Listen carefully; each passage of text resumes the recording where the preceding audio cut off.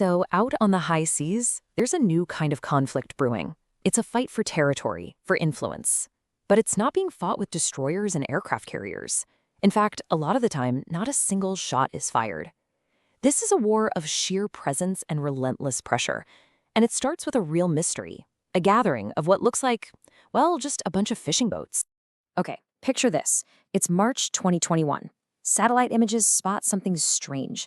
More than 220 massive Chinese boats are just sitting there, anchored at Whitsun Reef, which is deep inside the Philippines territory. They're supposed to be fishing boats, but for weeks they did absolutely nothing. No nets in the water, no signs of fishing at all. They just stayed put. So you have to ask yourself, what in the world were they actually doing? Well, here's the reveal. They weren't fishermen. Not even close. These boats belong to something called the People's Armed Forces Maritime Militia, or the PAFM. You can think of it as China's third sea force. You've got the regular gray-hulled Navy, the white-hulled Coast Guard, and then you have this fleet. And their job isn't to catch fish. It's to push China's territorial claims using sheer numbers and a whole lot of intimidation. Okay, but calling them a militia, that's a pretty big claim. So you might be wondering, how do we know they aren't just fishermen caught up in a political mess? Well, the devil's in the details. You just have to look a little closer. So let's unmask this phantom fleet, sometimes called the Little Blue Men, and see what really sets them apart. When you put them side by side, the difference is just night and day. A normal fishing boat usually has a wood or fiberglass hull. These militia ships? Nope. They're built with reinforced steel hulls. And you know what those are for? Ramming. And forget about fishing gear. Instead of nets, you find high-powered water cannons and even hidden storage for weapons. But their behavior is the real giveaway. They just loiter for weeks, often tying themselves together to create these massive floating walls. They're not there to fish. They're there to occupy. And the scale of this is just staggering. We're not talking about a handful of boats. On any given day, we're looking at roughly 300 of these militia vessels operating just in the Spratly Islands alone. This is no accident. It's a persistent, massive, and coordinated presence. So a force this big, hiding in plain sight. It begs the question, how does China manage all of this while pretending it's just a civilian fleet? The secret is something called the soldier-fisherman model. It's a pretty clever system of state funding and direct military orders. So what exactly is a soldier-fisherman? Well, it's pretty much what it sounds like. It's someone who looks like a civilian on a civilian boat, but is actually recruited, trained, and directed by the Chinese military. They're basically state-sponsored actors playing a role, and that dual identity, that's their superpower. And if you're still not convinced, just follow the money. It turns out it is way more profitable for these guys to be paramilitaries than to actually fish. Government records show a really clear financial trail. They get huge fuel subsidies, but here's the catch. They get them for operating in disputed waters. They're literally being paid not to fish. Add on state grants to beef up their boats with military-grade specs, plus direct payments for following orders, and you've got a system where loyalty to the state pays a lot better than any fish they could ever catch. And make no mistake, this is not some ragtag group of volunteers. This is a highly organized force. Many of these boats are managed by state-owned companies. They're all equipped with China's military-grade satellite system, Beidou, which lets them talk securely with the Coast Guard and the Navy.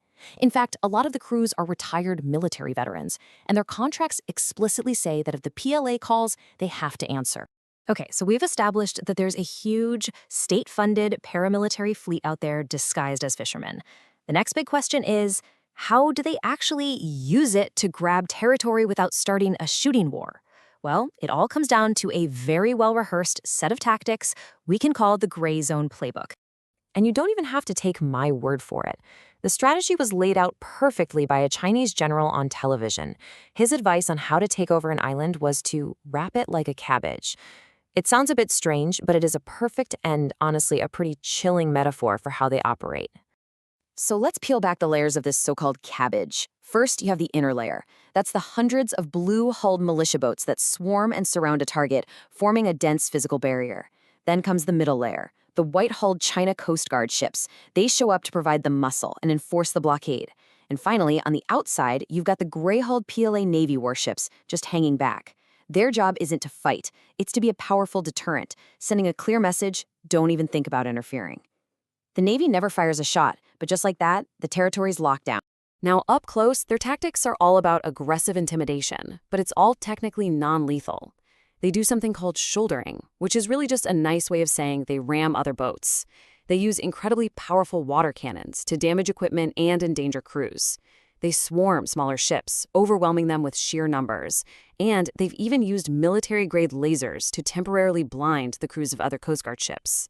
It's all designed to harass and block anyone trying to get through, especially on vital resupply missions. So you can really boil their whole playbook down to 4 simple steps. Step 1, swarm. They show up in overwhelming numbers. Step 2, anchor. They drop anchor and they don't leave, becoming a permanent fixture.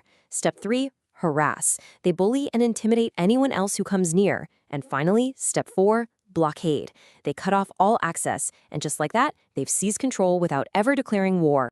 Now, hearing all this, you're probably thinking, this sounds incredibly aggressive. Why don't other navies just step in and stop it?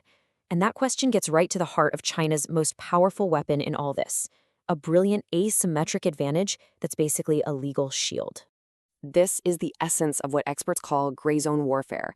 It's all about pushing your goals using force, but in that murky space that's not quite peace, but not quite war either. The actions are hostile, they change the facts on the ground, but they're just ambiguous enough that a full military response would look like a massive overreaction. So let's just put ourselves in their shoes for a second. Imagine you're the captain of a U.S. Navy ship, and you see one of these steel-hulled Chinese fishing boats harassing or even ramming an allied vessel. What do? What are your rules of engagement for that? And this is the strategic trap they've set. It is absolutely brilliant and incredibly frustrating. If you fire on the militia, Beijing immediately holds a press conference, accusing you of massacring innocent civilian fishermen. You instantly lose the information war. But if you don't fire, the militia keeps doing its thing, seizes the territory, and you lose on the ground. It's a lose-lose situation designed to paralyze a conventional military. You're damned if you do, damned if you don't. So let's zoom out and ask, what are the bigger implications here? Because the maritime militia isn't just a local problem in a faraway sea. It's a strategic tool that's actively changing the rules of modern conflict.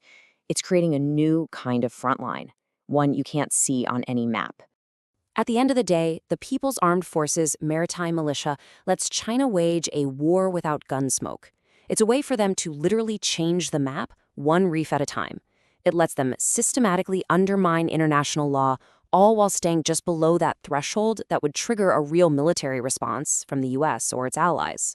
So how do you even begin to counter this? The strategy that's starting to take shape is to just remove the ambiguity they hide behind.